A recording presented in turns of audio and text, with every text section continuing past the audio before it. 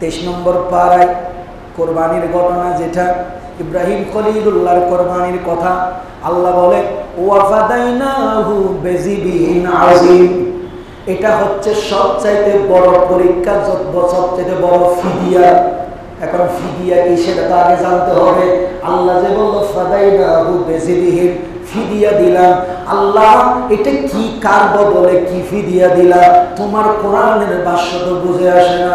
যখন ইব্রাহিম খলিলুল্লাহ ইসমাইল আলাইহিস সালামকে জবাই করার জন্য ছুরি চালাচ্ছে, এমন টাইমে শুধু দুনিয়ার জমিনে নয়, আসমানি জগতের ফেরেশতারা সবাই বলতেছে আল্লাহুম্মা ইরহাম হাযা শাইখাল কবির। আল্লাহ এই বুড়ার উপরে একটু রহমত করো। নিজের ছেলেরে কেমনে জবাই করে দিচ্ছে। রূহের জগতের মধ্যে সমস্ত রূহগুলো হুহা আওয়াজ শুরু করলো, আল্লাহ তুমি ইব্রাহিম খলিলুল্লাহর উপর একটু দয়া করো। নিজের খলিলের টুকরা সন্তানের কেমনে জবাই করে দিচ্ছে। তখন আল্লাহ পাক রূহের জগতের রূহদের কাছে প্রশ্ন করলো, ও তোমরা আমার চাইতে বেশি ইব্রাহিমের প্রতি দরদি হয়ে গেলা, এখন তোমরা বলো তো দেখি নিজের সন্তানের বদলে তোমরা কে কোরবানি হতে রাজি আছো? এটা কোথায়? কোথায়? এই রূহগুলো দেখতেছে কাণ্ড। তখন আল্লাহ জিজ্ঞেস করতেছে, তোমরা যে ইসমাইলের জন্য সবাই এরকম রূহের জগতে এই যে আমার সামনে আবদার শুরু করে দিয়েছো, তোমরা সবাই হু হা করছো, এখন তোমরা বলো তো আমি যদি এখন ইসমাইলকে বাঁচাই দিই, এই জায়গার মধ্যে ইসমাইলের পরিবর্তে কোরবানির মধ্যে কে রাজি আছে? আল্লাহ বলেন, ও আমার সৃষ্টির রূহগুলা, আলমে আর ওয়ায় আছো সবাই, তোমাদেরও এত দয়া ইসমাইলের প্রতি, ইব্রাহিমের প্রতি, খেয়ে আসো ইসমাইলের পরিবর্তে কোরবান হইতে পারবা। তখন রূহগুলো চুপ হয়ে গেছে। সেখানে সর্বপ্রথম যিনি আওয়াজ দিয়েছে আমি রাজি, তিনি হচ্ছে ইমামে হোসেন।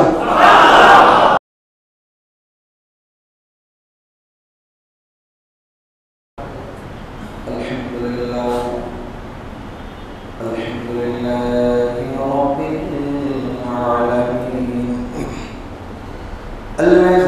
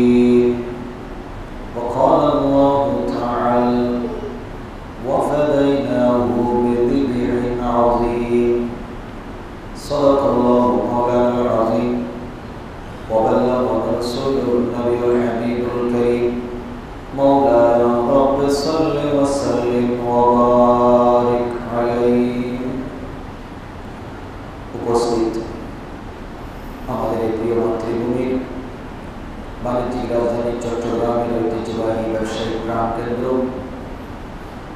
আগ্রাবাদ প্রশস্ত চৌমুহনী হাজী আলমিয়া সরদারগড় জামে মসজিদের পরিচালনা কমিটি ব্যবস্থাপনায় 3 দিন ব্যাপী আহলে বাইত রাসূল সাল্লাল্লাহু আলাইহি ওয়াসাল্লামের স্মরণে শুহাদায়ে কারবালা মাহফিলের আজকের এই তৃতীয় দিন তথা সমাপনী দিবসে উপস্থিত মেহমানবৃন্দ, আমার প্রাণপ্রিয় মুসল্লিয়ানে আযম, পোশাকে ইমামে হুসাইন এবং অত্র মসজিদের সম্মানিত বেশিমাম সরকারি ইমামগণ, আমন্ত্রিত উলামায়ে হাজারাত, মাইকের মারফতে যারা বিভিন্ন বাসায় দোকানে বসে মাহফিলের আওয়াজ শুনছেন, সর্বস্তরের নবী প্রেমিক, আহলে বাইতের প্রেমিক, ওলি প্রেমিক, আশিকান রাসূলগণ, রাহিমানি ওয়া রাহিমাকুমুল্লাহু তাআলা, আসসালামু আলাইকুম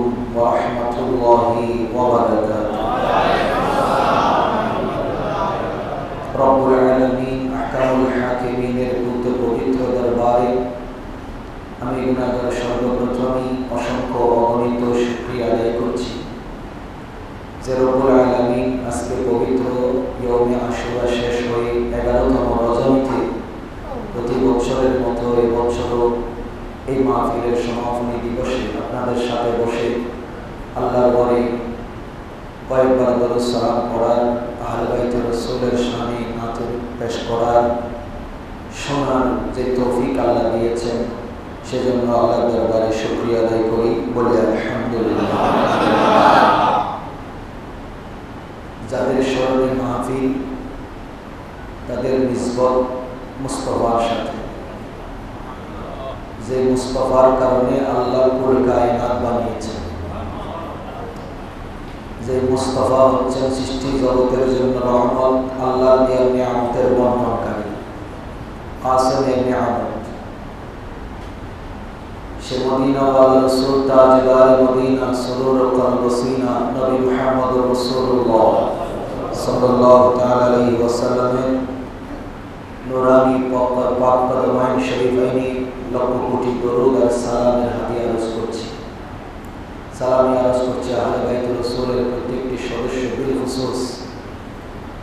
সবচেয়ে পৃথিবীর জমিনে যে ঘটনা অবিস্মরণীয়, অতুলনীয়, বর্ণনাতীত যে ঘটনা 61 হিজরি 10 মুহররমে যার শাহাদাতের মাধ্যমে নামদারি ঈমানদার, নামদারি নামাজওয়ালা, নামদারি টুপিওয়ালা, নামদারি কালেমাওয়ালা, যার গলায় ছুরি চালিয়ে বেঈমানের খাতায়, মুনাফিকের খাতায়, জাহান্নামীর খাতায় নাম লিখিয়েছেন সেই ইমাম আলী মকাম, যিনি হচ্ছেন আমাদের ঈমানের অংশ, সুবহানাল্লাহ। সেই ইমাম আলী মকামের কদমে সালামে আরজ করছি। যেহেতু পরিস্থিতি ভালো না, মাহফিল চলছে কারবালার, বাংলাদেশেও এক ধরনের কারবালার পরিস্থিতি সৃষ্টি হয়েছে। তাই আমরা কোনো 61 হিজরি 10 মুহররমে আমরা ঘটনা শুনি নাই, আমরা ওয়াজ করতেছি কোরআন হাদিস থেকে। আসলে কি আমরা কারবালার ময়দান দেখেছি? ইমাম হোসেন কেমনে সহ্য করেছেন আমরা কি দেখেছি? ইমাম আলী আসগরের শাহাদতের কথা আমরা শুনে শুনে চোখের পানি ফেলছি, কিন্তু আসলে ইমাম হোসাইনের কোলের মধ্যে যে নিজের দুধের 6 মাসের শিশু শহীদ হয়েছে, তখন ইমাম হোসাইনের কেমন লেগেছে, তখন কি আমরা সেটা দেখেছি? কিন্তু আজকে আমরা কিছু সাধারণ বিষয় নিয়ে বাংলাদেশের যে অরাজক পরিস্থিতি আমরা দেখতে পাচ্ছি। আমরা ফিলিস্তিনে গিয়ে মায়ের কোলে শিশুকে, সন্তানকে ইহুদিদের গুলি করা আমরা সরাসরি দেখিনি, হয়তো ইন্টারনেটের কল্যাণে আমরা দেখতে পাচ্ছি ফিলিস্তিনের অবস্থা। দুধের মাসুমগুলো রক্তাক্ত শরীর দেখছি, এরপরেও আমাদের ভিতরে তেমন কোনো স্পৃহা, তেমন কোনো ঈমানি জজবা আমাদের ভিতরে নেই। এটা হচ্ছে মুসলমানদের দুর্বল ঈমানের পরিচয়। তাই আবার আমরা এমন কিছু মানুষ আছি,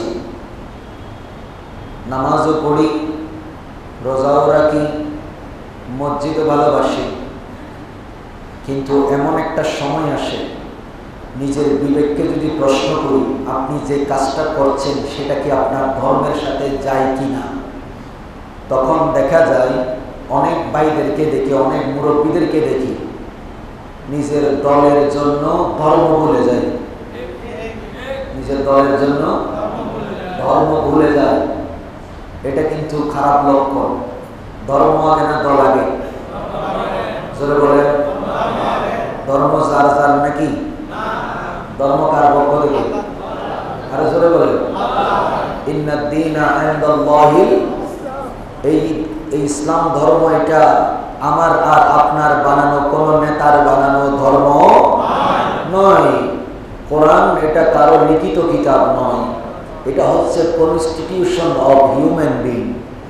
পুরো মানব জাতির জন্য আল্লাহ পাক কিয়ামত পর্যন্ত সংবিধান হিসেবে দিয়েছেন। অতএব এখানে আমি আপনি সেখানে কোরআনের ভুল ধরার ক্ষমতা আমাদের নাই, ঠিক তদ্রুপভাবে ইসলামের ভুল ধরার ক্ষমতাও আমাদের নাই, কারণ এই বিধান, এই কোরআন কার?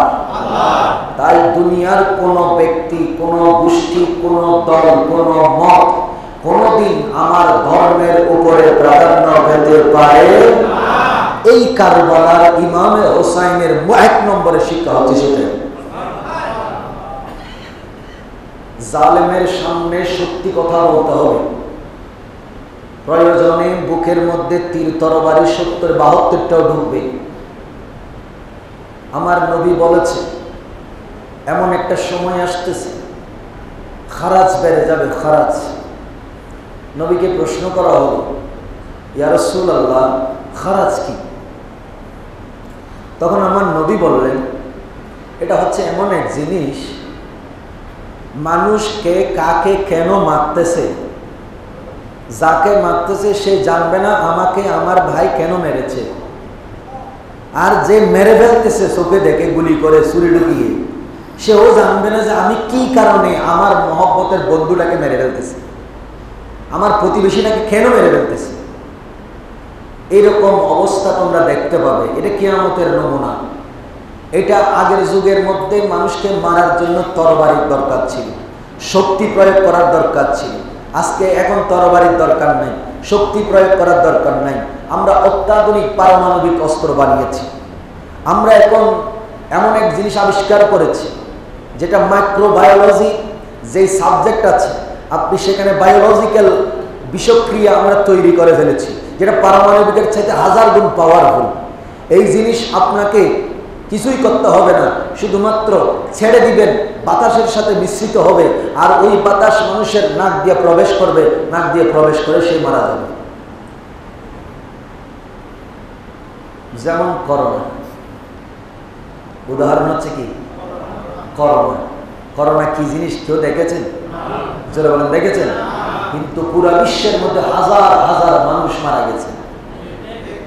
এখন এই করোনা যদি মানুষ কেউ সৃষ্ট যদি কোনো ধরনের এই বায়ো কেমিক্যাল হয়ে থাকে, অনেক দেশ সেটা এদের উপরে মানে প্রয়োগ করতে পারে। যেমন এই করোনা যখন বের হয়েছে, অনেকেই ইন্ডিয়ান বা চাইনা কিছু সিনেমা তৈরি হয়েছে, আপনারা হয়তো দেখেননি।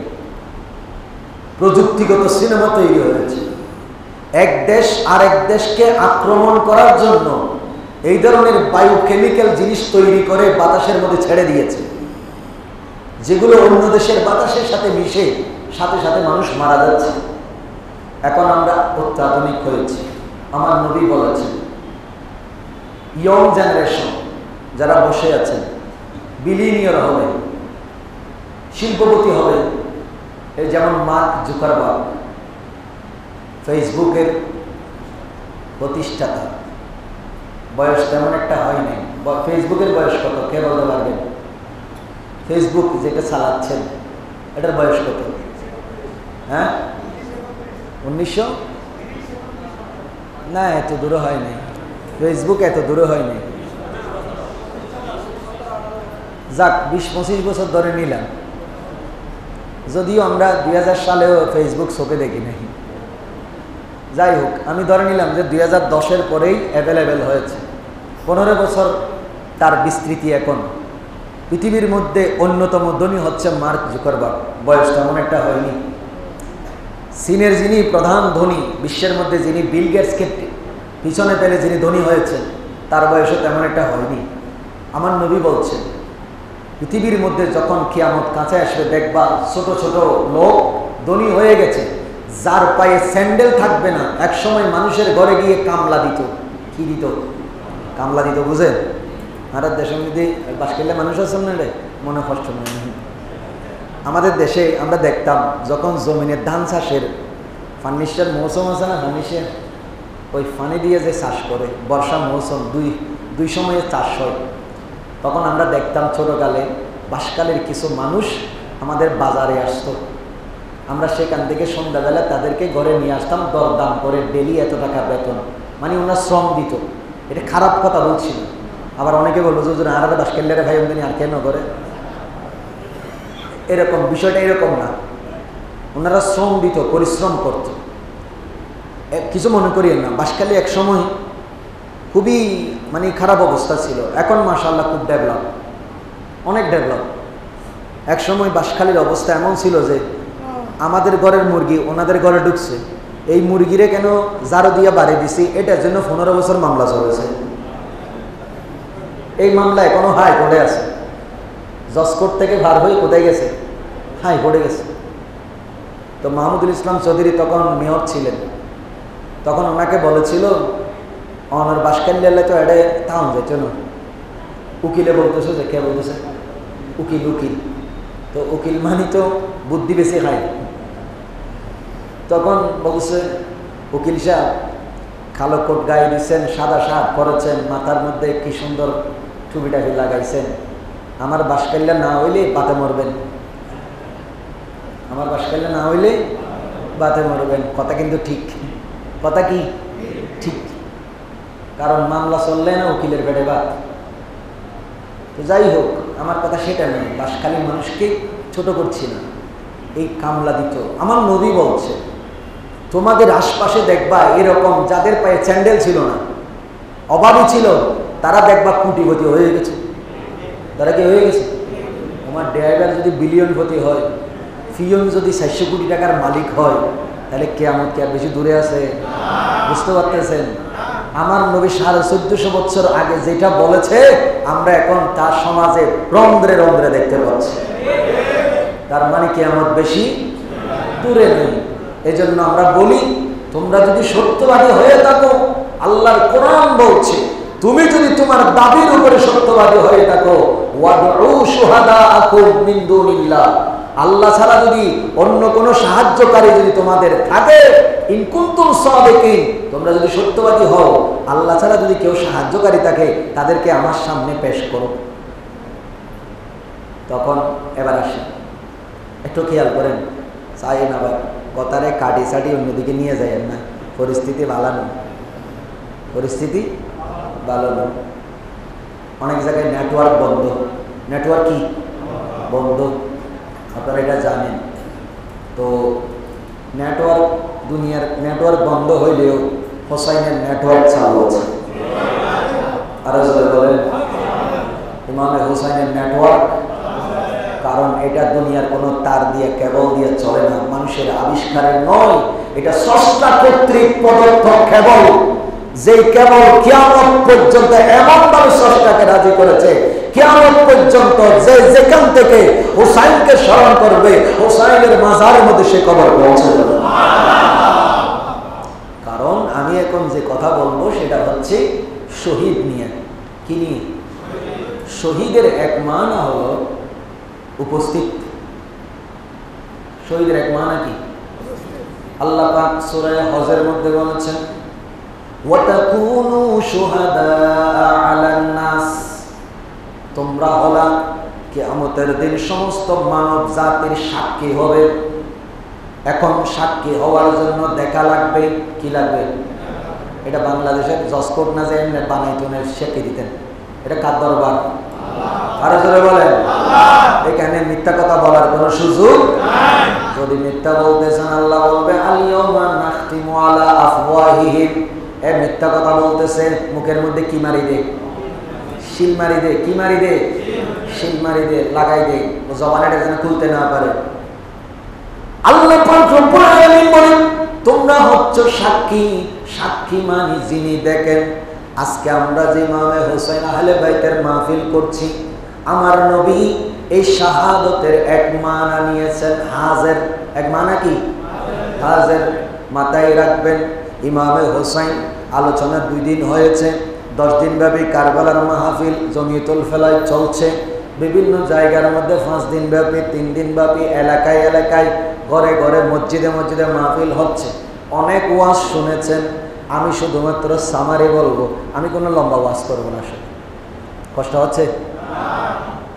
আপনারা যারা এখানে বসে আছেন, হোসাইনের মহব্বতে, আহলে বাইতের মহব্বতে, আমার নবী বলেছেন মাতা আলা হুব্বে আলে মুহাম্মাদিন মাতা শহীদা। কোন ব্যক্তি যদি আহলে বাইতের মহব্বতের উপরে, হোসাইনের মহব্বতের উপরে যদি থেকে ওই ঈমান নিয়ে যদি মারা যায়, আল্লাহ পাক তাকে শাহাদাতের মর্যাদা দান করবে। এখন আপনারা যারা বসে আছেন সবাই এই তামান্না নিয়ে বসে আছেন। দুনিয়ার MP, minister, commissioner, councillor, SP, DCP, DGP যা যা আছে সবার সাথে সম্পর্ক থাকলে যে কোনো মুহূর্তে ওই সমস্ত ব্যক্তিদের ফোনের মাধ্যমে, সুপারিশের মাধ্যমে আপনার সমস্যার সমাধান হওয়ার আশা আছে না নাই? আরো জোর আছে না নাই?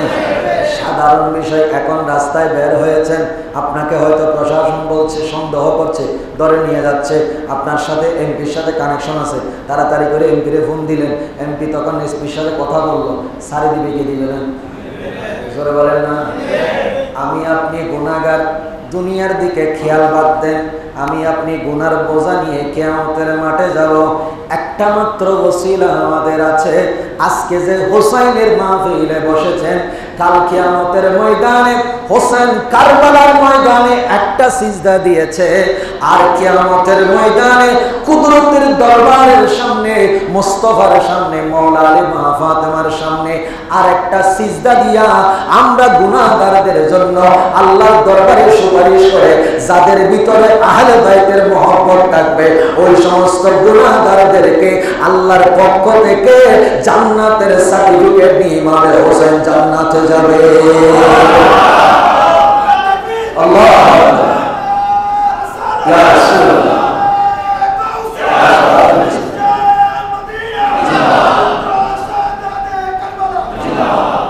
তো হোসেন সিজদা কয়টা দিছে? কয়টা? একটা। এটা আমি এই তকরির আমি শুনেছি আমার উস্তাদ, আমার প্রিন্সিপাল হুজুরের কাছ থেকে, খতিবে বাঙ্গালের কাছ থেকে। ইমামে হোসাইন কারবালার ময়দানে সিজদা একটা দিয়েছে। কয়টা? একটা। এক রাকাতে সিজদা কয়টা? আরেকটা করি, আরেকটা। আমরা সিজদা দিচ্ছি চৌমুহনী মসজিদের টাইলসের মধ্যে। আমাদের চাইতো আরো সুন্দর ডিজাইন করেছে মসজিদ আছে না নাই?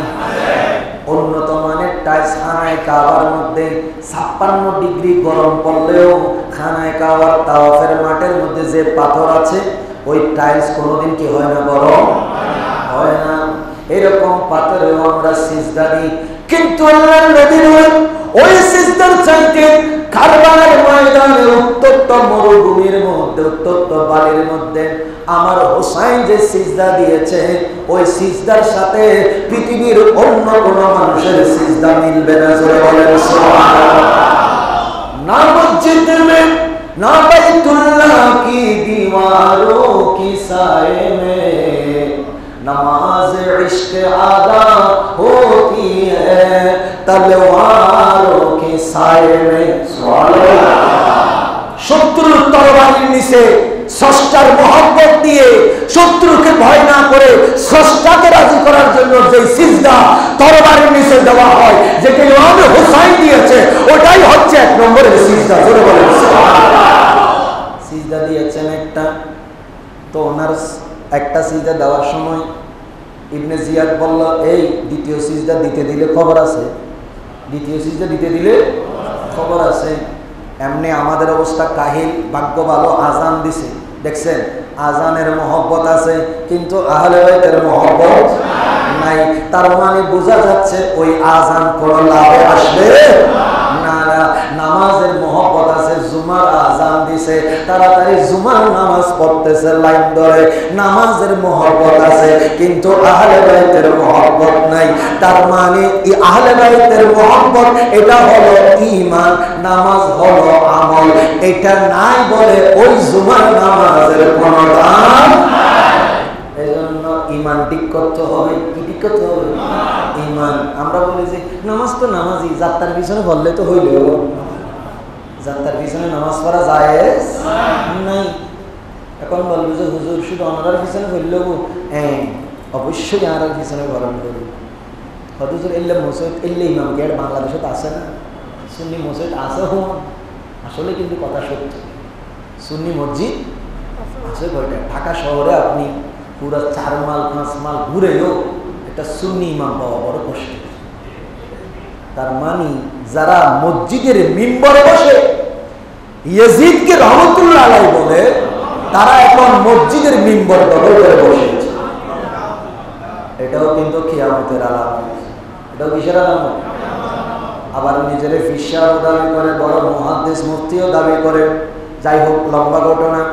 ইমাম হুসাইনের সর্ববারক যখন আলাদা করা হলো, এই সর্ববারক দুনিয়ার সমস্ত মানুষ জানে, প্রাণ যখন বের হয়ে যায় শরীর থেকে, যখন গর্দান আলাদা হয়ে যায়, তখন কি আর মানুষ কথা বলতে পারে? কথা বলার ক্ষমতা আছে তার? কারণ শরীর থেকে মাথা কি হয়ে গেছে? আলাদা হয়ে গেছে। তার মানে তার রূহ কি হয়ে গেছে? বের হয়ে গেছে। কিন্তু পৃথিবীর জমিনে এমন এক জাত, যিনি মাথা বিখণ্ডিত হওয়ার পরেও যার শরীর কথা বলে, যার সর্ববারক হয়, ওটাই হচ্ছে ইমাম হোসেন। ওটা কি? ইমাম হোসেন। ইমাম হোসেন আল্লাহর দরবারে ফরিয়াদ করে, মাবুদ আমি তো তোমার মহব্বতে একটা সিজদা দিতে পেরেছি, আরেকটা সিজদা তো আমি দিতে। আল্লাহ তুমি তো বিধান দিয়েছো এক রাকাতের মধ্যে কয় সিজদা হবে? আল্লাহ আমি জুমার নামাজ 2 রাকাত, আমার 2 রাকাতের দরকার নাই, একটা রাকাত আমাকে পূরণ করার ক্ষমতা দাও। আল্লাহ তুমি, আমি একটা সিজদা দিলাম, আরেকটা সিজদা দেওয়ার জন্য সুযোগ করে দাও। আমার আল্লাহ বলে, হোসাইন যে একটা সিজদা দিয়েছো ওটাই যথেষ্ট, আর একটা সিজদা তোমার এই পৃথিবীর জমিনে দেওয়া লাগবে না। তুমি যে উম্মতের জন্য কি কাজ করেছো, 1400 বছর পরে, 2000 বছর পরে এই দিন ইসলামের জন্য যারা কথা বললে, গুনাহগার হলেও তুমি যে কি জান কি কোরবান দিয়েছো দিন ইসলামের জন্য, সেটা আমি কিয়ামতবাসীকে দেখাইতে চাই। একটা সিজদা তুমি এখানে দিয়েছো তরবারের নিচে, আরেকটা সেই দিন কিয়ামতের ময়দানে আদম থেকে কিয়ামত পর্যন্ত শেষ ব্যক্তি যারা আসবে তাদের সবাইকে এক জায়গায় করে তোমার থেকে দ্বিতীয় সিজদা নিয়ে বুঝিয়ে দিব আমার মুস্তাফা হুসাইনকে হুসাইনুর মিন্নি বলেছে। আর হুসাইনের শহীদ, এটা শুধু হুসাইনের শহীদ ছিল না, এটা আমার নবুয়তের সিররি শাহাদাত ছিল। জোরে বলেন সুবহানাল্লাহ। আল্লাহ ইয়া রাসূলুল্লাহ।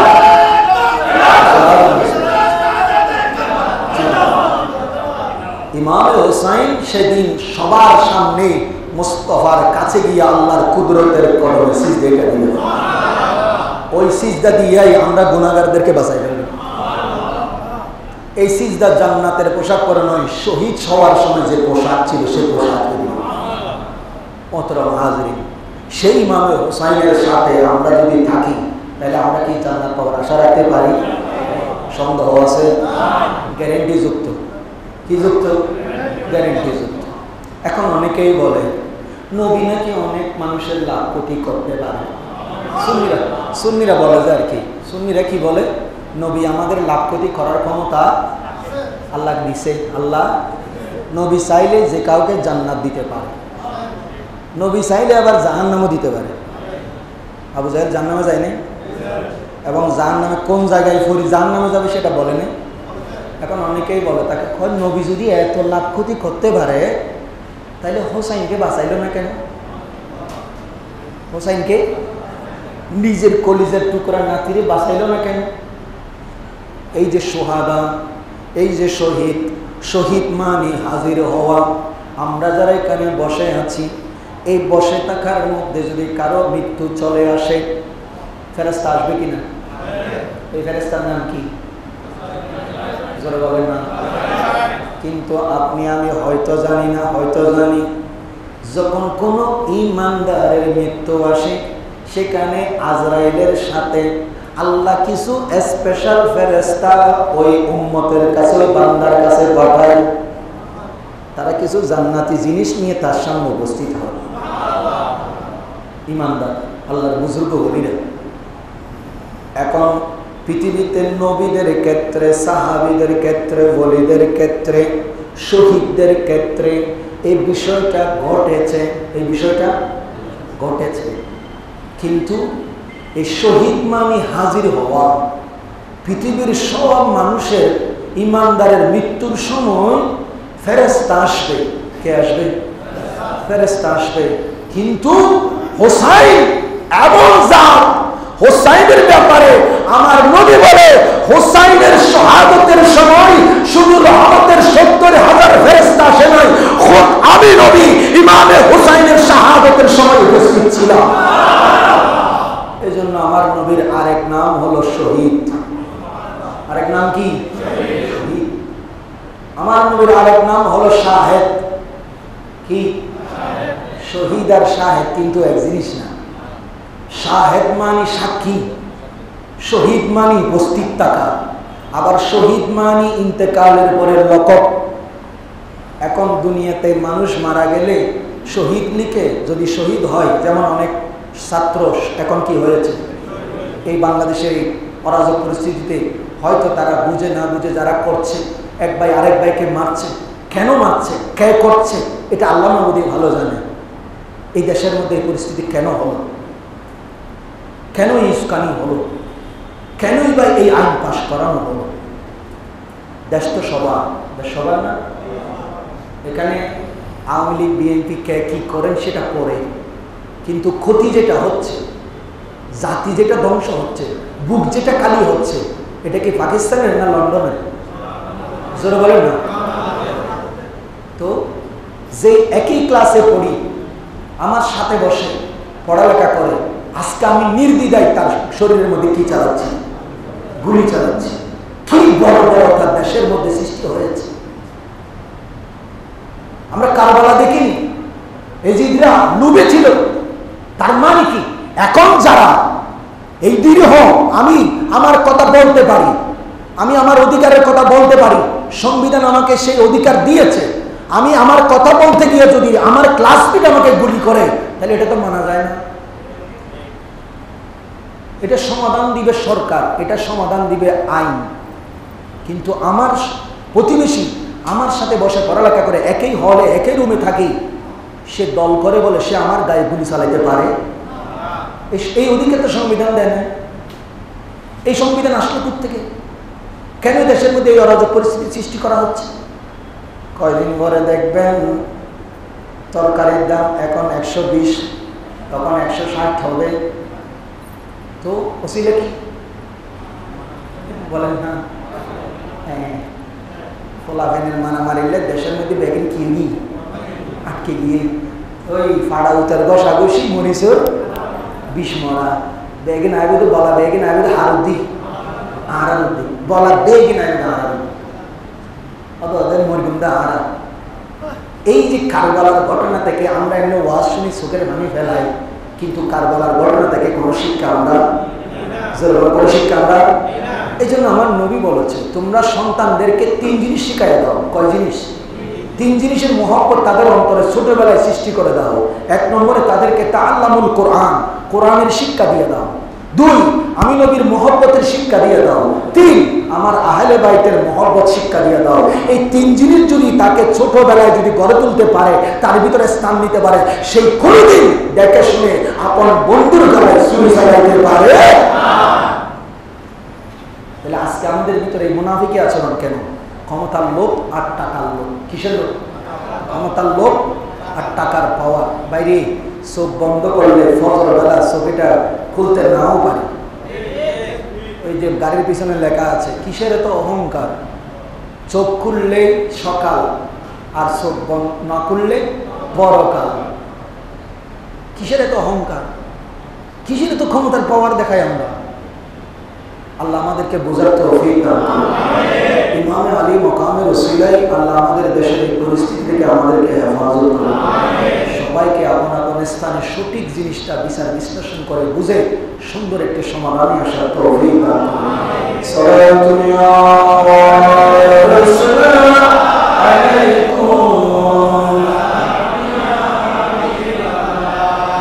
তো আমাদের দেশে যারা এজিদি মার্কা আছে এরা বলে নবী নাকি লাভ ক্ষতি করতে পারে। তো লাভ ক্ষতি যদি করতে পারে, নিজের কলিজার টুকরা হোসাইনকে যে ছুরি চালাচ্ছে, নবী নাকি হাজার নাজার, তো নবী কারবালার ময়দানে গিয়া হোসাইনকে বাঁচাইল না কেন? আচ্ছা না, এরকম কত বলে এরকম কিছু আছে তো নাকি? এগুলো থাকবে। এবার আসেন, আমার হুজুরের উদাহরণগুলো আমি মুখস্থ ডাইরেক্ট সেভাবে বলছি। একজন মানুষ রোজা রাখছে, কি রাখছে? রোজা রাখছে। রোজা রাখার পরে এখন বিকাল 5টা বাজতেছে। কয়টা? 5টা। আরো বাকি আছে 6টা, ইফতার হবে। আরো কয় ঘন্টা বাকি আছে? এখন দেখবেন সে হাঁপাচ্ছে, হয়রান হয়ে গেছে। অনেক সময় বন্ধু বান্ধবরা বলে, বাইরে আজকে বেশি কি লাগতেছে? হয়রান লাগতেছে। মানে মা যে রোজা দুর্গি, রোজা দুর্গি। এখন আপনি দরদি, আপনি কি দরদি, বন্ধুর দরদি, জিব্বা বাইর করে ফেলছে, রোজায় মরি যাবে মনে হচ্ছে। তখন তারা বলতেছেন, বাইরে একটা কাজ কর, কিছু শরবত আনতেছি রু আফজা দিয়ে, দরকার সব করাইলেন না গুণা করাইলেন? আরো জোরে বলেন। মানে এটা বুঝছেন আপনারা সবাই? মানে রোজাদারকে এই যে 5টা পর্যন্ত অপেক্ষা করতে পারলো, আর আছে কয় ঘন্টা? 1 ঘন্টা। কষ্ট একটু হবেই, ওইটার মধ্যেই তো মজা। এই তখন যে তৃষ্ণা লাগে, এই তৃষ্ণার যে আপনি যে ধৈর্য ধরে থাকেন, কখন যে মাগরিবের আজান হবে, সূর্যটা ডুববে, এই যে বিকালের সময়টা আপনি প্রচন্ড তৃষ্ণায় কাতর হয়ে যান, ওই তৃষ্ণার সময় আপনি যে ধৈর্য ধারণ করেন, রুয়াচ্চা শরবত ঢুকাইয়া দেন না। আল্লাহর নবী বলে, এই তৃষ্ণার সময় ধৈর্য ধরার কারণে তোমাকে আল্লাহর হাবিবের কাছ থেকে হাউজে কাউসারের পানি পান করানো হবে। তাহলে এখন আপনি যদি দরদি হইয়া যদি বলেন যে দোস্ত তোর পানি হা, কি হা, ইয়ার পানি হাবাই দেন, বিষ খাবাই দিবি, তার পুরা রোজাও। এখন আরেকজন ইমানওয়ালা ব্যক্তি, সে চিন্তা করতেছে, তারে গিয়ে বলছে, বাইরে কৃষ্ণের কলিজা বাড়ি যাচ্ছে, একটু পানি যদি খাইতে পারতাম বেশি ভালো লাগতো। তখন এ বললো যে, বাইরে শুন, রোজা রমজান মাসের ফরজ রোজা, তুই তো সারাদিন রাখছস, আর বেশি সময় নাই, এই তো আধা ঘন্টা পরে কি দিবে? আজান দিবে। আর একটু ধৈর্য ধর, আর যদি এটা ধৈর্য ধরতে পারস, কিয়ামতের দিন তোরে আল্লাহ সবার সামনে কুদরতের দস্তারখানা বিছাইয়া জান্নাতের নিয়ামত দিয়া তোরে মেহমানদারি করবে। তোর জন্য রাইয়ান নামক দরজা খুলে রেখেছে আল্লাহ। তুই এত বড় সম্মানের অধিকারী, আর আধা ঘন্টা অপেক্ষা কর, একটু ধৈর্য ধর। এবার বলেন, সে কি লাভ করছে না ক্ষতি করছে? আরে বলেন, আমার নবীও চাইলে ইমামে হোসেনকে বাঁচাইতে, বলেন বাঁচাইতে, আর আমার নবীর থেকে চাইতে হবে কেন? আল্লাহ চাইলে বাঁচাইতে পারছে। ইসমাইল আলাইহিস ইসলাম পানির জন্য কাতর হয়েছে, ফা দিয়ে আঘাত করেছে, জমজম বানাই ফেলেনি, জমজম সৃষ্টি করতে পারেনি। তো ইসমাইল আলাইহিস ইসলামের পায়ের আঘাতে জমজম হতে পারলে ইমামে হোসেনের আঘাতে কি জমজম হতে পারছে না? করে নাই কেন? করে নাই কেন? আমার নবী কি কম বুঝছে? আমি আরেকটা আয়াত তেলাওয়াত করেছি, সূরা সফ 23 নম্বর পারায়, কোরবানির ঘটনা, যেটা ইব্রাহিম খলিলুল্লাহর কোরবানির কথা। আল্লাহ বলে, ওয়াফাদাইনাহু বিযিবিন আযীম। এটা হচ্ছে সবচাইতে বড় পরীক্ষা, সবচাইতে বড় ফিদিয়া। এখন ফিদিয়া কি সেটা তো আগে জানতে হবে। আল্লাহ যে বলল ফাদাইনাহু বিযিবিন, ফিদিয়া দিলাম, আল্লাহ এটা কি কার বদলে কি ফিদিয়া দিলা, তোমার কোরআনের ভাষ্য তো বুঝে আসে না। যখন ইব্রাহিম খলিলুল্লাহ ইসমাইল আলাইহিস সালামকে জবাই করার জন্য ছুরি চালাচ্ছে, এমন টাইমে শুধু দুনিয়ার জমিনে নয়, আসমানি জগতের ফেরেশতারা সবাই বলতেছে আল্লাহুম্মা ইরহাম হাযা শাইখাল কবির, আল্লাহ এই বুড়ার উপরে একটু রহমত করো। নিজের ছেলেকে কেমনে জবাই করে দিচ্ছে, রূহের জগতের মধ্যে সমস্ত রূহগুলো হুহা আওয়াজ শুরু করলো, আল্লাহ তুমি ইব্রাহিম খলিলুল্লাহর উপরে একটু দয়া করো, নিজের খলিলের টুকরা সন্তানের কেমনে জবাই করে দিচ্ছে। তখন আল্লাহ পাক রূহের জগতের রূহদের কাছে প্রশ্ন করলো, ও তোমরা আমার চাইতে বেশি ইব্রাহিমের প্রতি দরদি হয়ে গেলা, এখন তোমরা বলো তো দেখি নিজের সন্তানের বদলে তোমরা কে কোরবানি হতে রাজি আছো? এটা কোথায়? আরো জোরে কোথায়? এই রূহগুলো দেখতেছে কাণ্ডটা। তখন আল্লাহ জিজ্ঞেস করতেছে, তোমরা যে ইসমাইলের জন্য সবাই এরকম রূহের জগতে এই যে আমার সামনে আবদার শুরু করে দিয়েছো, তোমরা সবাই হু হা করছো, এখন তোমরা বলো তো আমি যদি এখন ইসমাইলকে বাঁচাই দিই, এই জায়গার মধ্যে ইসমাইলের পরিবর্তে কোরবানির মধ্যে কে রাজি আছে? আর যদি পুলিশে ধরে যায়, আর যদি হই আমরা কে আর বদলে কেনা জন না আরে বাসন খুব দুজোর অনজন আর আইসে মনে মনে সাই দেবে কটা নাইলে না ফোনে এটা কতদিন খাওয়ান নি, হ্যাঁ আর ফরে দিয়ে আমরা এটা মোসাম্বি আগেলটা ফেল লইরে সাই এসে মনে। আল্লাহ বলেন, ও আমার সৃষ্টির রূহগুলা, আলমে আর ওয়াই আছো সবাই, তোমাদেরও এত দয়া ইসমাইলের প্রতি ইব্রাহিমের প্রতি, খেয়ে আসো ইসমাইলের পরিবর্তে কোরবান হইতে পারবা। তখন রূহগুলো চুপ হয়ে গেছে। সেখানে সর্বপ্রথম যিনি আওয়াজ দিয়েছে আমি রাজি, তিনি হচ্ছে ইমামে হোসাইন। আরো জোরে বলেন ইমামে হোসাইন। এই জগতের মধ্যে আল্লাহ বলে সেই ওয়াফাদাইনাহু বিজিবিহি নাজিম, এই হুমানি হোসাইন, এই ইসমাইলের পরিবর্তে আমি সেই দিন হোসাইনকে রেডি করে ফেলেছি। আর সেই কোরবানি আল্লাহ কবুল করেছে কারবালার ময়দানে। এই জন্যই এটাকে আল্লাহ ওয়াফাদাইনাহু বিজিবিহি নাজিম বলেছে। হোসাইনকে আমরা মনে করতেছি এমনি সাধারণ আমাদের মতো, আসলে আমাদের মতো না, বেমেসাল হোসাইন। আমার নবীর যেরকম কোনো মেসাল নাই, শহীদদের মধ্যে ইমামে হোসাইনের কোনো মেসাল নাই পৃথিবীর জমিনে। এই যে আজকে আমরা আমাদের সন্তান হারিয়ে যাচ্ছে, কিছুদিন পরে অনেকের লাশ পাওয়া যাচ্ছে, আমরা ধৈর্য ধরতে পারি না, কান্না করি, বুকের মধ্যে কি করি, প্রায় অনেক আর্তনাদ করি। আল্লাহরও অনেক সময় নিজের আবেগের অজান্তে বলে ফেলি, আল্লাহ দুনিয়াতে মানুষের 5-6টা করে বাচ্চা আছে, তাদেরগুলো নিতে পারে নাই, আমার একটা ছেলের না নিয়ে যেতে পারছো। আল্লাহ জানা করে কি করে? আল্লাহ কোনদিন বান্দার অমঙ্গল অমঙ্গল। আমি গত পরশুদিন একটা মাহফিলে বলেছিলাম, আল্লাহ বান্দার সৃষ্টি জগতের কত সুন্দর কল্যাণ চায়, আমরা হয়তো বুঝি না। হোসাইনের এই কতলে হোসাইন আসলে মরবে ইয়াজিদ। হোসাইনের শহীদ হওয়াটা ইসলাম জিন্দা হওয়ার জন্য ইসলামের বাগানে রক্তের দরকার ছিল। কারণ আমার ভাই বলেছে ইসলাম জিন্দা হতা হ্যায় হার কারবালাকে, রক্ত ছাড়া ইসলাম প্রতিষ্ঠিত হয়। হযরতে সুমাইয়া রাদিয়াল্লাহু তাআলা আনহার রক্ত, ইমামে হোসাইনের রক্ত, হযরতে আমির হামজার শাহাদাতের রক্ত, এগুলা দিয়াই পৃথিবীর জমিন ইসলাম প্রতিষ্ঠিত হয়েছে।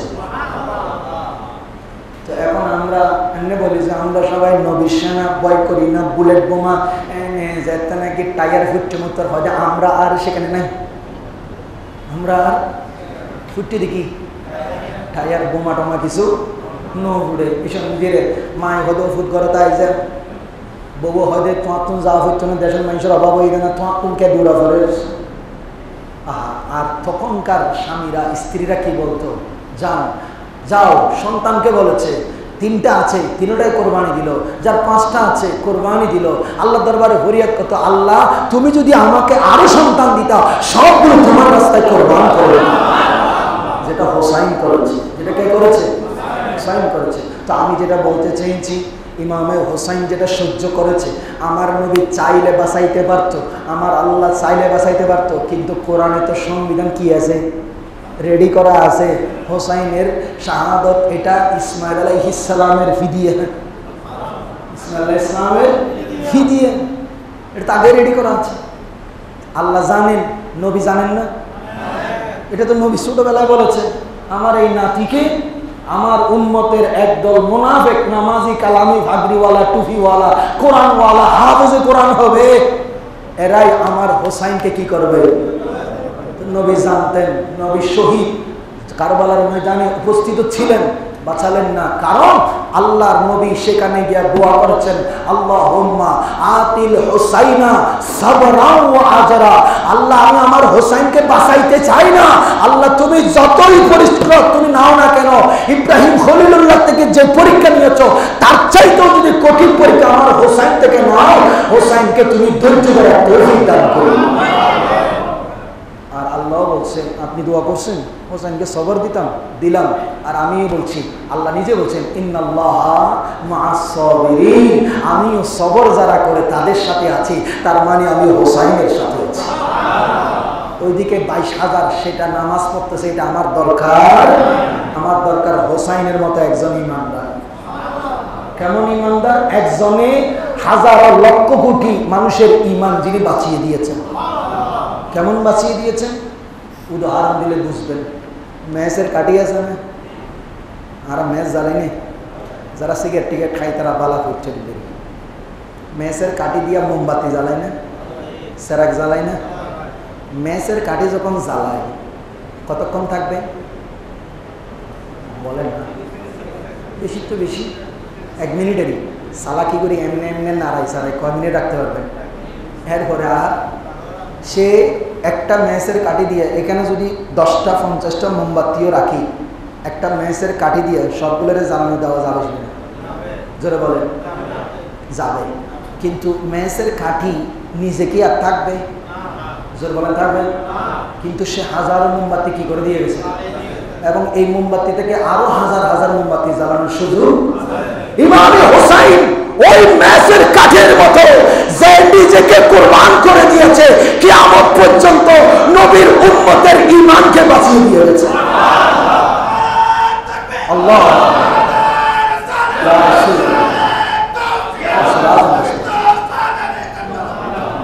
তো হোসাইনের শহীদ হওয়া এটা এজিদের মৃত্যু আর ইমানদারের বিজয়। ইমানদারের বিজয়। আজকে আমরা যারা বসে আছি আমাদেরকে শপথ নিতে হবে, হোসাইনকে যদি সত্যিই ভালোবাসি নামাজ ত্যাগ করা যাবে? যে নামাজ ত্যাগ করা যাবে?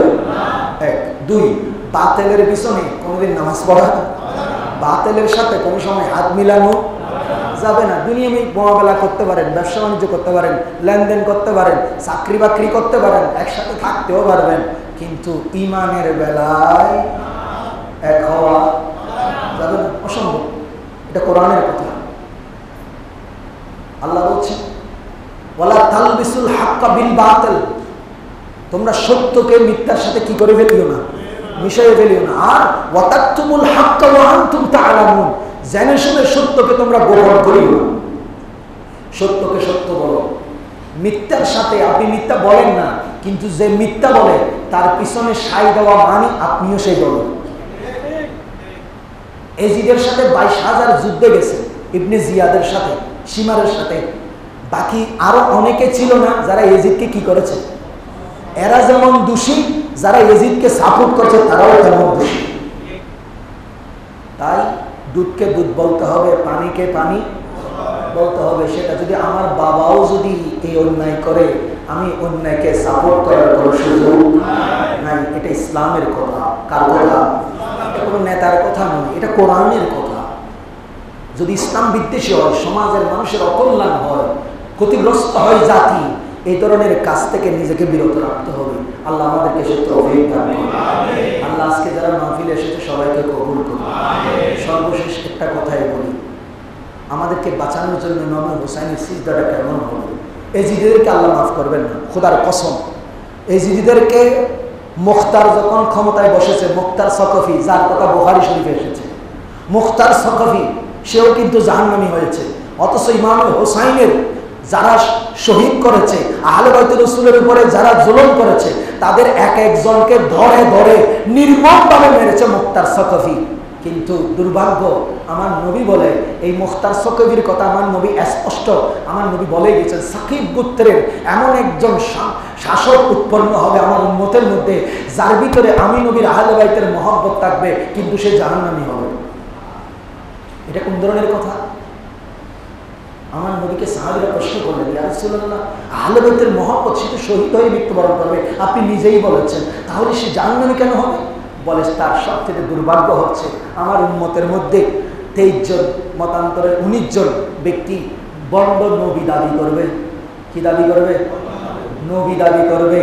সে আহলে বাইতের মহব্বতে এজিদিদেরকে হত্যা করবে, ঠিক আছে, শাস্তি দিবে, ঠিক আছে, কিন্তু সে শেষ পর্যায়ে এসে বলবে আমিও নবী। ঠিক সেম কাজ সে করেছে।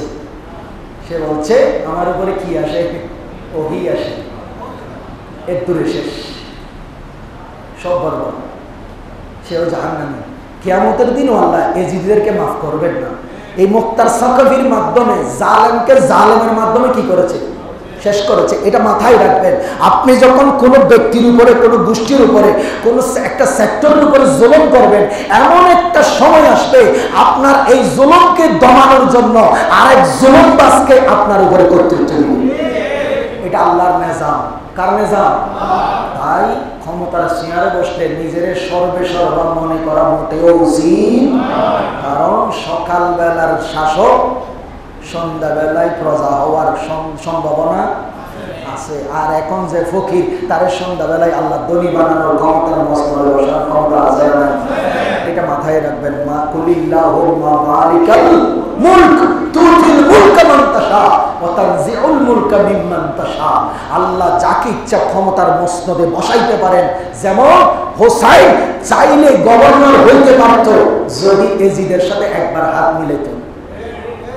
বুঝতে পারতেন? মদিনার গভর্নর ডাইরেক্ট ওপেন হোসাইনের এজিদের পক্ষ থেকে প্রস্তাব পাঠানো হয়েছে, হোসাইন যদি বলে মক্কা মদিনার গভর্নর হবে, আমার কোনো আপত্তি নেই, হোসাইনকে গভর্নর বানিয়ে রাখো। কিন্তু হোসাইন কি গভর্নরে চেয়েছেন? আরো জোরে চেয়েছেন? তিনি চেয়েছেন ন্যায়, তিনি চেয়েছেন ইসলাম, তিনি চেয়েছেন মামুনের পর্দা। যখন তিনি শহীদ হবেন, ওই সময়ে, সর্বশেষ সময়ে হযরত যায়েনব রাদিয়াল্লাহু তাআলা আনহাকে ওসিয়ত করছেন, ও আমার বোন, আমার বউ স্ত্রী শহরবাণীকে ওসিয়ত করছেন, আমার শরীরে যদি তীরবল্লভের আঘাতে রক্ত যদি শেষ ফোঁটাও ভরে যায়, আমি যদি কারবালার ময়দানে দরফর দরফর করতে যদি শহীদ হয়ে যাই, তোমাদের প্রতি আমার অনুরোধ, তোমরা তাবু থেকে বের হয়ে বিলাপ করবে না, নিজের শরীরের কাপড় যেন পরে না যায়, পর্দা মেনটেন করে চলবা। জোরে বলেন সুবহানাল্লাহ। আজকে আমি মুসলমান, আমি দাবি করি আমি নবীর উম্মত, আমি দাবি করি আমি নামাজি, আমি হাজী সাহেব, কিন্তু আমার মেয়ের, আমার বউয়ের পর্দা, তাহলে আমি মুসলমানে আছি? পর্দা করা কি? আরো জোরে বলেন।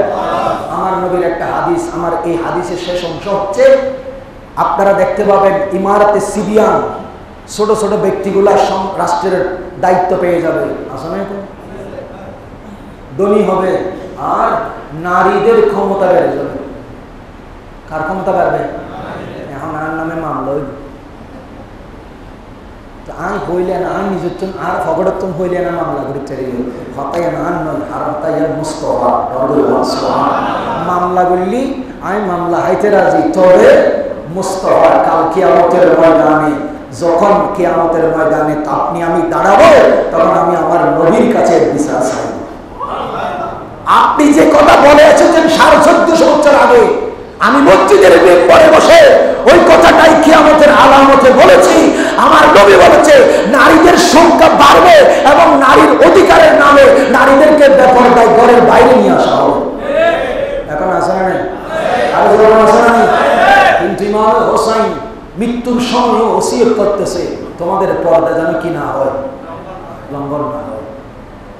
সর্বভারত আলাদা করে দামেস্কে নিয়ে যাওয়া হলো, মিছিল করতেছে তীরের আগায় নিয়ে, এজিদের দরবারে নিয়ে যাওয়া হচ্ছে। এমন সময়ের মধ্যে চারিদিকে মানুষ দেখতেছে এটা কি ধরনের ঘটনা, এরকম ঘটনা তো পৃথিবীর ইতিহাসে কোনো সময় ঘটে নাই।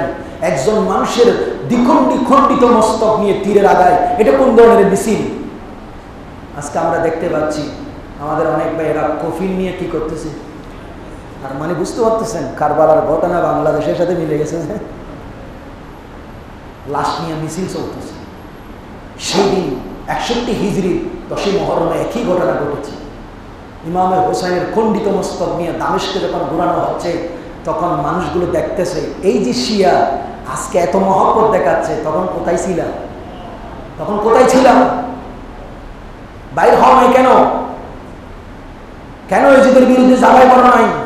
ওই ক্ষমতা এবং ধনের লোক। আমরা আজকে পশু হয়ে গেছি, তখন ওই পশুগুলো ছিল।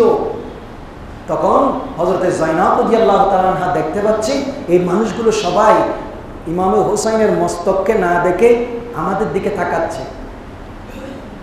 তখন তিনি আল্লাহর নবীর সাহাবী হযরতে সাহাল রাদিয়াল্লাহু তাআলা তখন দামেস্কে ছিলেন। ইনি দেখতে পাচ্ছে সন্ধ্যাবেলায় লাইট জ্বলতেছে, মশাল জ্বলতেছে, সামনেই মশাল, তারপরে খণ্ডিত মস্তক। উনি জিজ্ঞেস করলেন এটা কি? কয় এটা ইমামে আলী মকাম হোসাইনের সর মোবারক। তখন তিনি চোখের পানি ছেড়ে দিলেন। কোন সর মোবারক? হাজরে আসওয়াদের মধ্যে একবার মানুষে চুমা দেয়। কয়বার? আমার নবী কয়বার দিয়েছে? একবার দিয়েছে। এই হাজরে আসওয়াদের চুমা দিলে মানুষের জীবনের গুনাহ কি হয়ে যায়? হযরতে সাহাব রাদিয়াল্লাহু তাআলা বলছে কোন হোসাইনের সর মোবারক, চেহারা মোবারক তীরের আগায় নিয়েছো? আমি তো সব সময় দেখেছি হাজরে আসওয়াদে আমার নবী একবার চুমু দিয়েছে, আর এই হোসাইনের মাথা থেকে পা পর্যন্ত পুরো শরীরে আমার মুস্তাফার নূরানি জবান লেগেছে। আল্লাহ ইয়া রাসূলুল্লাহ। ইমাম হোসাইনের সাথে যারা গাদ্দারি করেছে এদেরকে কোনোদিন এজিদকে রহমতুল্লাহ আলাইহি বলার কোনো সুযোগ। কিন্তু আজকে দুঃখের বিষয় মোল্লারা মুহররম মাস আসলে ইউটিউবের, কারণ এখন তো পড়ালেখা সব কোথায় শাইখদের মুফতিগিরি। আমি বলি ফেসবুক দেখে দেখি সেতে আলেম, ফেসবুক দেখে দেখি কি আলেম, আর টিকটক দেখে দেখি ফাজল হয়ে গেছে। ঠিক আছে, ফাজল হয়ে গেছে। আর ইউটিউব দেখে দেখি সে মোটামুটি কামিল বাস করে গেছে। আর গুগল শরীফ দেখে দেখি মুফতি হয়ে গেছে, শাইখ হয়ে গেছে। পড়ালেখা মাদ্রাসায় আর যাওয়া লাগে নাই। ফেসবুক, ইউটিউব, টিকটক, গুগল শরীফ শেষ। হ্যাঁ, এখন বড় শাইখ। এত এখন কি বড় শাইখ। এখন যারা মাদ্রাসায় পড়েছে এদের ধারে দূর কথা। আমি সহি হাদিস জানি, সব জানি। এখন এই সহি হাদিস জানার কারণে, গুগল থেকে ফেসবুক থেকে জানার কারণে, ওই যে ইউটিউব দেখে দেখি বাচ্চার ডেলিভারি করলে কি হয়, বাচ্চারা অনেক সময় আইসিইউতে ভর্তি করাতে হয়। কি করাতে হয়? আইসিইউতে। বাচ্চা যখন সে তো ইউটিউব দেখে দেখি বাচ্চার মার ফাট কাটতেছে, এদিকে কাটতে গিয়ে ওদিকে কাটি ফেলছে, ব্লেড বাঁকা করে ফেলছে। এখন দেখা যাচ্ছে বাচ্চার গায়েও কি লাগিয়েছে, তাড়াতাড়ি করে কোথায় নিয়ে গেছে? আইসিইউতে। বাঁচার সম্ভাবনা আছে আবার নাই। ঠিক আছে না? এই ইউটিউবের আলেম, ফেসবুকের শাইখ আর গুগলের মুফতি, এগুলোর মাধ্যমে এই যদি দিন ইসলাম শিখেন, সহি হাদিস শিখেন, তাহলে আপনার ইমান ইসলাম আইসিইউতে চলে যাবে। মরার সময় ওই আইসিইউ থেকে ইমান নিয়ে কবরে যাওয়ার সুযোগ থাকবে না। আর ফেরেশতারা হোক আইয়ু কেন তোর দিন বহুদিন হাইয়ু আন্ন হাইয়ু, বহুদিন হাইয়ু আন্ন হাইয়ু এন্ডাই, তখন দেখা যাবে। আর ইমাম হোসাইন কি কারবালার এই কিয়ামতের ময়দানে মা ফাতেমা জাহরা যখন আসবে, তখন আল্লাহ বলবে হে হাসরবাসী, তোমরা সবাই চোখ নিচে করো। চোখ কি করো? নিচে করো। তখন হাসরবাসী সবাই অবাক হবে। আল্লাহর কুদরতের জবানে বলছে চোখ নিচে করো, চোখ খুলবে না, নিচে থেকে উপরে তুলবে না। তখন জিজ্ঞেস করা হবে মাবুদ কি কারণে? তখন বলা হবে আমার নবীর কলিজার টুকরা সাইয়্যিদাতে নিসাই আহলিল জান্নাহ ইমাম হোসাইনের আম্মা জান মাওলানা শেরের স্ত্রী ফাতেমা আসতেছে। সুবহানাল্লাহ। কে আসতেছে? আমি তো দেখতে পাচ্ছি যে কিয়ামতের এই হাসরের ময়দানে এটা হবে যে শুধু নবী আর নবীর পরিবারের সামনেটা হচ্ছে মা ফাতেমা আসতেছে। তখন হাসরবাসীরা মাথার নিচে করে থাকবে। এই হাদিস থেকে মুহাদ্দিসিন শারিহিন যারা, তারা অনেকগুলো মানে নোক্তা বের করেছে। তার মধ্যে একটা সরা এরকমও আছে যে বলে যে মাথা নিচু করতে হবে কেন? এখানে তো হাজারো মহিলা থাকবে, মা ফাতেমা আসলে সবার মাথা নিচু করতে হবে কেন? বলে যে কারণ আছে, সেদিন এজিদেরাও তো কিয়ামতের মাঠে, কিয়ামতের মাঠে থাকবে। ছেলে যখন দোষ করে বাবার কাছে যায় না, কার কাছে যায়? মার কাছে খান্দি না দিলেই না হোক, আচ্ছা ঠিক আছে, তোর বাবারা আমি বুঝাই মনে, তোর বাবারা আমি বুঝাই। বাবার হাসে গেলে তো হোক, তোর যদি আমি হেঁটে দেখি আগা গোড়া বিট্টু, মায় হলে কি হোক, এটা যাতে হাঁদি দিই, আচ্ছা ঠিক আছে তুই এখন হইস, তোর বাবারা আমি বুঝাই ঠান্ডা করি, তার পাইস। তো মা ফাতেমা যখন হাসরের ময়দানে সেদিন যাবে, ওই এজিদিরা যদি দেখে যে মা ফাতেমা আসতেছে, সেদিন তাড়াতাড়ি করে যদি মা ফাতেমার কদম ধরে ফেলে, আর মা ফাতেমা যদি দয়া পরবশ হয়ে আল্লাহর দরবারে বলে আল্লাহ মাফ করে দাও, তখন আমি আল্লাহ তো মাফ করা ছাড়া কিছুই রাখতে পারবো না। আমিও চাই না এজিদিরা সেই দিনও যারা হুসাইনের গলায় ছুরি চালিয়েছে, আলী আসগরের বুকে তীর চালিয়েছে, আব্বাস আলমদারকে এইভাবে পানির জন্য শহীদ করেছে, আমিও চাই না তাদেরকে মাফ করে দিতে। সেজন্য এজিদিরা যেন ফাতেমাকে দেখে কদমে পড়তে না পারে, তারা যেন জাহান্নামী কবরে চলে থাকে। সেজন্য আমি বলবো মাথা নিচু করে রাখো, জোরে বলেন সুবহানাল্লাহ, আল্লাহু আকবার, ইয়া রাসূলুল্লাহ।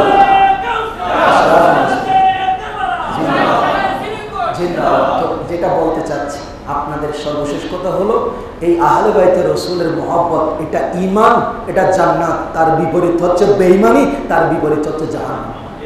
বেশ, ওমা তৌফিক ইল্লা বিল্লাহ। মারহাবা মারহাবা মারহাবা।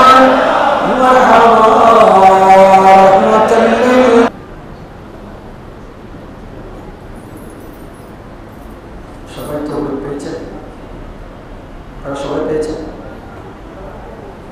বাকি আছে একটু জিকির করেন, লা ইলাহা ইল্লাল্লাহ, লা ইলাহা ইল্লাল্লাহ, লা ইলাহা ইল্লাল্লাহ, লা ইলাহা ইল্লাল্লাহ, লা ইলাহা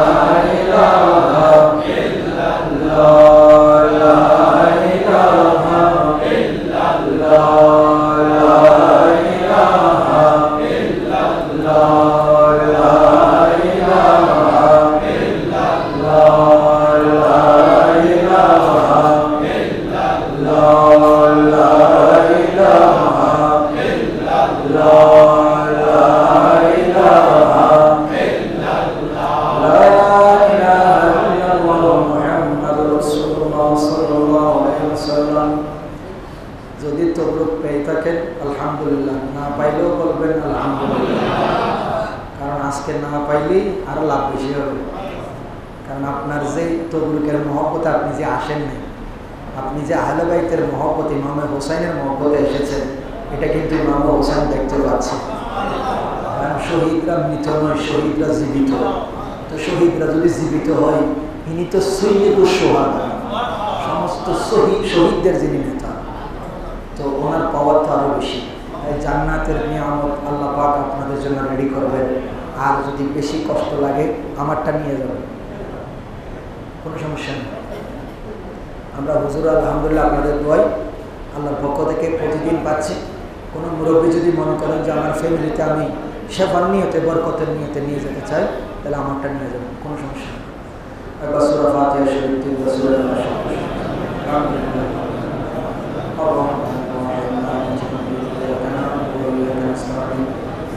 صراط مستقيم صراط الذين أنعمت عليهم غير المغضوب عليهم ولا الضالين. بسم الله الرحمن الرحيم. قل هو الله أحد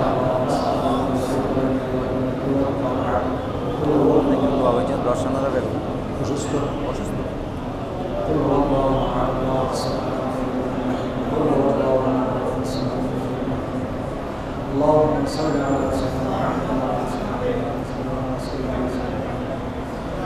اللهم امين. الحمد لله رب العالمين والصلاه والسلام على سيد الانبياء والمرسلين. ربنا ظلمنا انفسنا وان لم تغفر لنا وترحمنا لنكونن من الخاسرين. رب ارحمهما كما ربياني صغيرا. اللهم عافنا من كل بلاء الدنيا